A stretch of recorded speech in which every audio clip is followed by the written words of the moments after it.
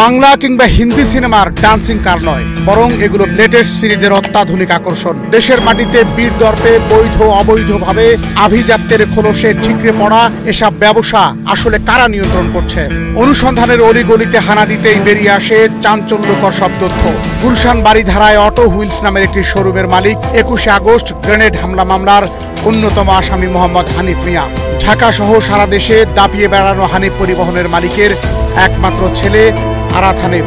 Grenade হামলা মামলায় পলাতক হানিফ মিয়ার স্ত্রীর বিরুদ্ধে দুদকে কোটি টাকার মামলা চলমান। পারিবারিকভাবে বড় বড় অপরাধের সাথে জড়িত থাকা এই ধনকুবেরদের রাম রাজত্বে হানা দেবে এশিয়ান টেলিভিশন। একাধিক লাক্সারিয়াস গাড়ির এসব শোরুম, একাধিক ব্যবসা কার ছত্রছায়ায় নিয়ন্ত্রিত হয়, সবকিছুর নেপথ্যে হানা দেবে এশিয়ান টেলিভিশনের অনুসন্ধানী দল। দেখতে চোখ রাখুন শুধুমাত্র এশিয়ান টেলিভিশনের পর্দায়।